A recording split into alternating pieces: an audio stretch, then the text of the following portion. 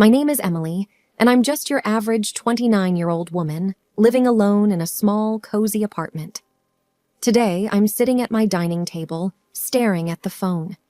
It's been ringing on and off for the past hour, but I can't bring myself to answer it.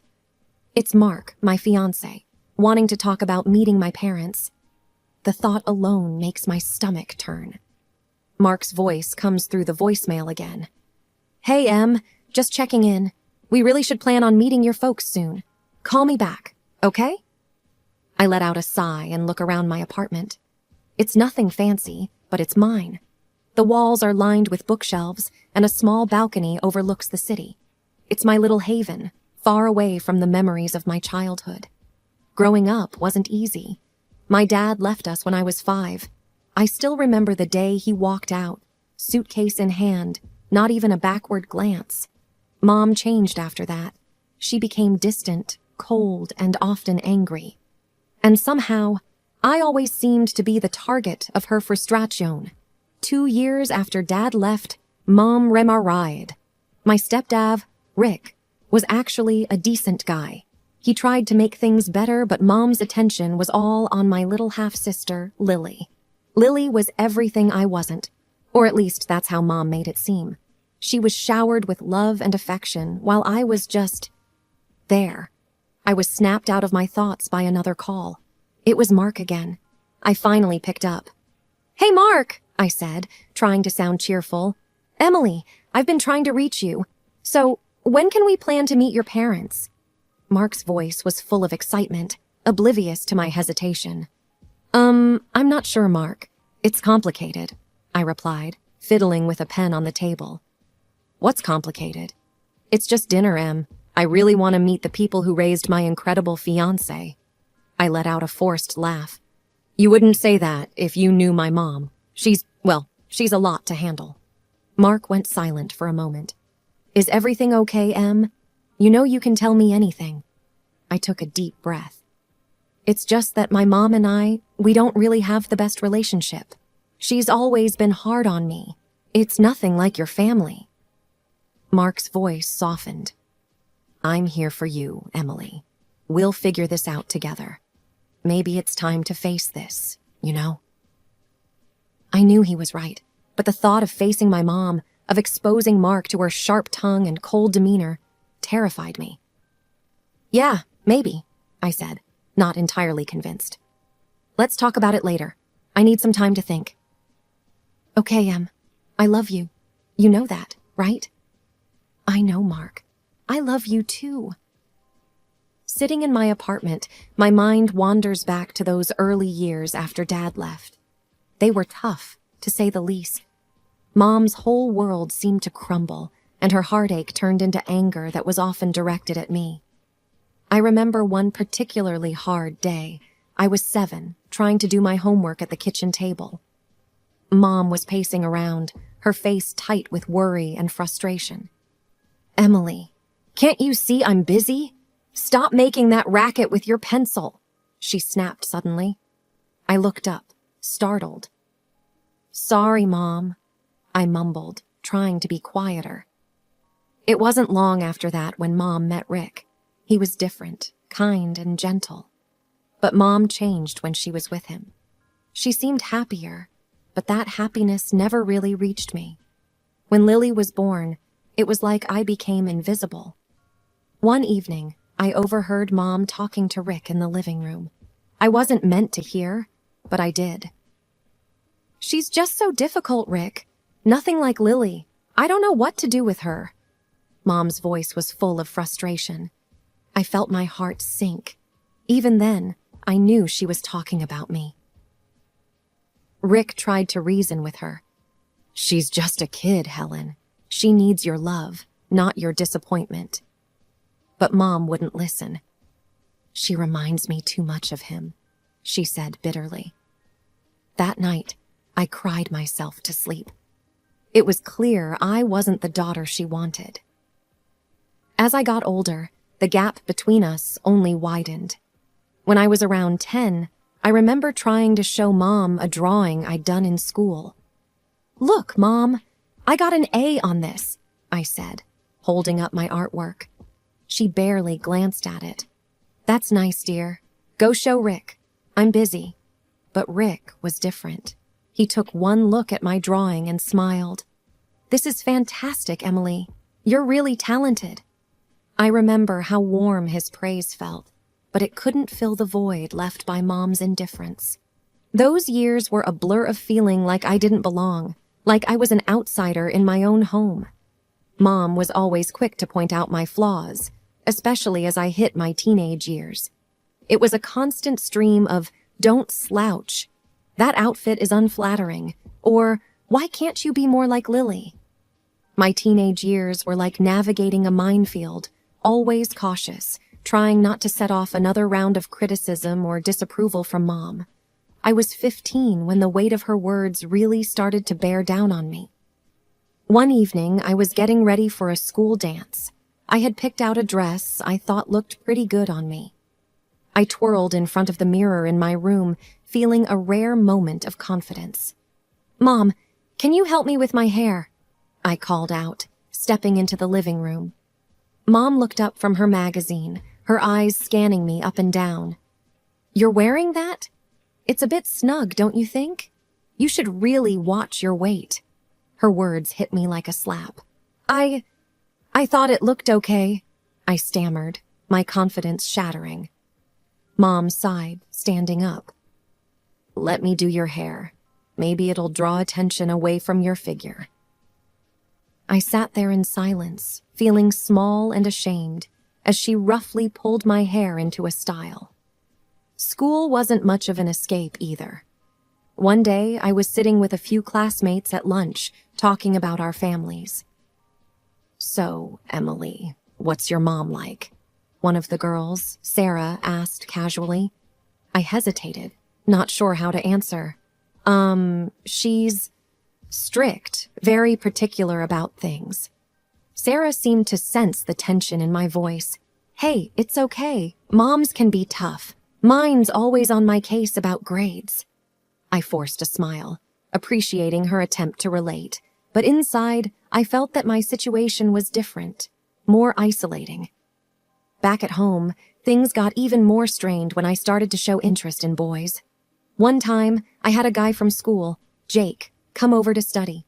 He was nice, funny, and I kind of liked him. We were in the living room, working on a project, when Mom walked in. She gave Jake a cold look before turning to me. "Emily, make sure you're actually studying and not distracting the boy with your silly crushes," she said, loud enough for Jake to hear. I was mortified. Jake looked uncomfortable, and the air was filled with awkwardness. After he left, I confronted Mom. "Why did you have to say that in front of Jake? It was so embarrassing." Mom shrugged, unfazed. "I'm just stating the obvious, Emily. Besides, boys like him aren't interested in girls with your build."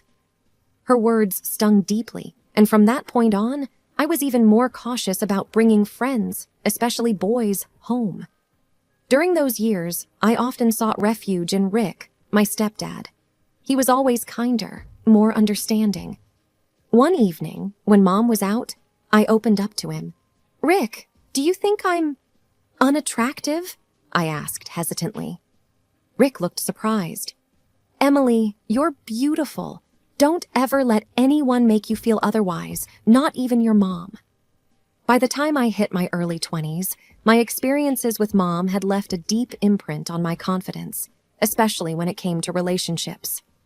I was always second-guessing myself, wondering if I was good enough. I remember dating a guy named Alex during college. He was sweet and seemed to genuinely like me. One day, I decided to introduce him to my family, despite my reservations about Mom. We were having dinner at my parents' house. Rick was his usual welcoming self, but Mom was another story. She had this way of giving backhanded compliments that could cut you down to seize. "So, Alex, what are you studying?" Mom asked, passing the salad. "Engineering," Alex replied, smiling. "I'm hoping to get into renewable energy projects after graduation." "That's ambitious. Hopefully you're not biting off more than you can chew, like some people." Mom glanced at me as she said this, an obvious jab at my past academic struggles. I felt my face heat up with embarrassment. Alex seemed to sense the tension, but tried to keep the conversation light. The evening went downhill from there. Every time I said something, Mom found a way to twist it into a criticism. When Alex and I were leaving, I apologized profusely. "I'm so sorry about that, Alex. My mom can be difficult." Alex squeezed my hand. "Hey, it's not your fault, but it does make things a bit complicated, doesn't it?" I knew what he meant. The relationship eventually fizzled out. It wasn't just about that night, but it was a pattern. My insecurity, fueled by Mom's constant belittling, made it hard to maintain a healthy relationship. Fast forward a few years, and I met Mark. He was different, kind, patient, and he had a way of making me feel valued. But the scars from my past were always lurking beneath the surface. One evening, we were at my apartment, talking about our future. "Emily, I love you, and I want us to have a future together," Mark said, holding my hands.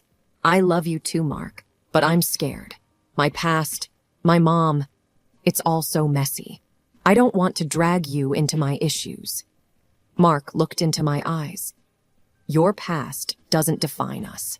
Yes, it's part of you, but it doesn't have to dictate our future. We'll face it together." The day of the dinner with my parents had me tangled in nerves. Mark, always optimistic, tried to ease my anxiety as we drove to my parents' house. "It's just dinner, Emily. It'll be okay," he reassured me, but my stomach churned with unease. We were greeted at the door by Rick, his warm smile a small comfort. "Emily, Mark, welcome. Come on in," he said cheerfully. Mom was in the kitchen, and as I saw her, I felt a familiar tension grip me. She managed a polite smile for Mark, but her eyes were distant. "Dinner's nearly ready. Why don't you both sit down?" she said, gesturing towards the dining table. The atmosphere was strained as we all sat down. Rick tried to lighten the mood, engaging Mark in conversation. "So, Mark, what do you do for a living?" Mark, unaware of the undercurrents, answered cheerfully. "I actually own a company. We specialize in environmental consulting." I saw a flicker of something in Mom's eyes at his response. Was it interest? Or maybe even greed? It was hard to tell. "That sounds impressive," Mom said, her tone suddenly more amicable. "A company owner, no less. You must be doing quite well for yourself." Her words had an edge, and I felt a familiar pang of discomfort. The rest of the dinner progressed tensely, with Mom alternating between subtly belittling me and praising my younger sister Lily, who wasn't even present. Every now and then, she would direct the conversation back to Mark, asking about his business and future plans. Each time, I saw that same glint in her eyes, like she was assessing his worth, not just as a person, but for what he could offer. As we left that evening, I felt a mix of relief and frustration. The ride home was quiet until Mark broke the silence. "Your mom seems interested in my business. A bit too interested, maybe." I sighed, feeling drained. "Yeah, she has a way of evaluating people." "I'm sorry, Mark. This is just how it's always been." Mark squeezed my hand, his support unwavering. "We're in this together, Emily. Remember that." The next morning, after the dinner, I was still reeling from Mom's comments when Mark's phone rang. It was an unknown number. I watched as his expression changed from curiosity to shock. "Hang on. What did you just say?" Mark asked, his voice rising in disbelief. I could hear a faint, muffled voice on the other end, but couldn't make out the words. Mark hung up, his face a mix of confusion and anger. "That was your mom," he said, looking at me. She just proposed something outrageous." I felt a cold shiver down my spine. "What are you talking about, Mark?" He took a deep breath. "She suggested that I should leave you and consider marrying Lily instead." I felt like I had been punched in the stomach. "She said what?" Mark nodded, his face grim. "She said that you weren't right for me and that Lily would be a better fit. She was serious, Emily. I was speechless. The idea that my own mother would go to such lengths was beyond belief. "We need to do something about this," Mark said, his jaw set. "This isn't just about us anymore. It's about exposing her for who she really is." I nodded, a mix of anger and determination building inside me. "We could record her saying it, catch her in the act." Mark agreed. "Let's do it. Let's show everyone her true colors." The plan was set. Mark would call my mom back, expressing interest in her proposal, and we would record the conversation. That evening, we sat in my living room, the phone on speaker. Mark dialed my mom's number, and I hit record on my phone. "Hello, Helen. It's Mark," he said, his voice calm but firm. "Mark, darling, I'm so glad you called back. Have you thought about what I suggested?" Mom's voice was sickly sweet. Mark played along. "Yes, I have. It's an interesting idea. But I need to know, why do you think Emily isn't right for me?" There was a pause, then Mom replied, "Oh, Mark, you're such a catch. You deserve someone better, someone like Lily. Emily has always been a bit of a disappointment." My heart ached hearing those words, but I stayed silent, letting the recording continue. "We should meet and discuss this further. Maybe over coffee?" Mark suggested. "That sounds wonderful. Let's do it. I'll arrange a time and place," Mom replied, her voice dripping with eagerness. After hanging up, I felt a whirlwind of emotions, hurt, anger, betrayal. But there was also a sense of purpose. We had a plan, and it was time to expose Mom's true nature. The next few days were a blur of planning and apprehension. Mark and I were going to catch my mom in her own game. He arranged to meet her at a cafe downtown, and I decided to be there, disguised, so I could see everything for myself. On the day of their meeting, I wore a wig and oversized sunglasses, looking like someone completely different. I sat at a table with a clear view of them, my heart pounding in my chest. Mark arrived first, taking a seat at a table near the window. A few minutes later, Mom showed up, looking around before spotting Mark and walking over with a confident smile. "Mark, so good to see you," she said, sitting down. "Thanks for meeting me, Helen," Mark replied. "So, about your proposal." Mom leaned in, her voice low. "I think it's for the best, Mark. Emily is not suitable for you. Lily, on the other hand, is perfect. She's everything Emily isn't." I felt a lump in my throat, listening to her words. Mark glanced in my direction, giving a subtle nod to indicate the recorder was on. "But why are you so against Emily?" Mark asked, playing his part perfectly. Mom sighed. "Between us, I never wanted Emily. Her father left, and she just reminds me of all the bad times. Lily is my real daughter, the one I actually care about." My hands were shaking under the table. Hearing Mom's words, so cold and heartless, was like a knife twisting in my gut. Mark changed the topic, discussing random things to keep the conversation going while the recorder captured every word. After about 30 minutes, they wrapped up, with Mom looking pleased with herself. As soon as Mom left, I removed my disguise and joined Mark. "I can't believe she said those things," I said, tears welling up in my eyes. Mark took my hands. "I'm so sorry, Emily, but now we have proof. What do you want to do with it?" I took a deep breath, feeling a mix of sadness and determination. "We expose her, Mark, at the next family gathering. Everyone needs to know the truth." Mark nodded, his expression resolute. "We'll do it together. It's time everyone saw the real Helen." We left the cafe with a plan in mind, a plan to finally reveal my mom's true colors to everyone, especially to Rick, who had been in the dark for far too long. The tension was thick in the air as we all gathered at my parents' house for what was supposed to be a routine family dinner. Little did everyone know, Mark and I had a revelation planned that would change everything. As we sat down to eat, my mom, with a triumphant look in her eyes, couldn't hold back. "Emily, I have some news. Mark has seen the light. He's left you and is now interested in your sister, Lily." Lily's smile broadened across her face, a mirror image of Mom's smug expression. Rick, sitting beside them, looked absolutely shocked, his fork halfway to his mouth. "What are you talking about, Helen?" Rick asked, his voice filled with disbelief.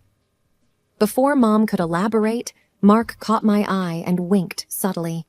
It was our cue. I reached into my purse, pulled out my phone, and pressed play.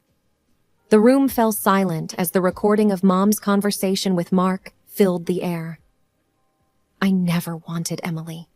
Her father left, and she just reminds me of all the bad times.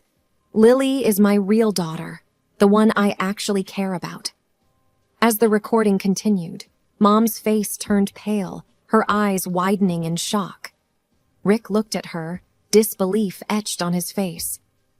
What is this, Emily?" Rick stammered, his voice filled with hurt. I looked directly at Mom. "That's you, talking to Mark, telling him to leave me for Lily, telling him how little you think of me." Mom tried to interrupt. "Emily, this is nonsense. You're just trying to—" "No, Mom," I cut her off, my voice steady despite the turmoil inside. "For once, you're going to listen. I only married Rick out of desperation. If I hadn't had Emily, I could have found someone richer, smarter, more promising. She's always been a burden." As the recording ended, the room was heavy with silence. Rick turned to Mom, his expression a mixture of anger and heartbreak. "Helen, is this true? Did you really say these things?" Rick asked, his voice trembling. Mom was at a loss for words, her usual composure shattered. Rick stood up, pushing his chair back. "I can't believe this. All these years, I had no idea." He looked at me, his eyes full of sorrow. "I'm so sorry, Emily. I had no idea." Mom finally found her voice, but it was weak, defensive. "Rick, I didn't mean it. It was just talk." But Rick wasn't having it. "No, Helen, this is unforgivable. I need to think about all of this." He left the room quickly, leaving a heavy silence behind. Mom broke down, sobbing, her usual composed demeanor shattered. Lily sat frozen, her eyes darting between Mom and the door where Rick had exited. Mark took my hand, giving it a reassuring squeeze. "You did the right thing, Emily." I nodded, feeling a mix of relief and sadness. It's over. It's finally over. In the following weeks, Rick filed for divorce. I didn't speak to Mom or Lily again. It was painful, but it was a necessary closure. Mark and I got married in a small ceremony. Rick was there, smiling through his tears.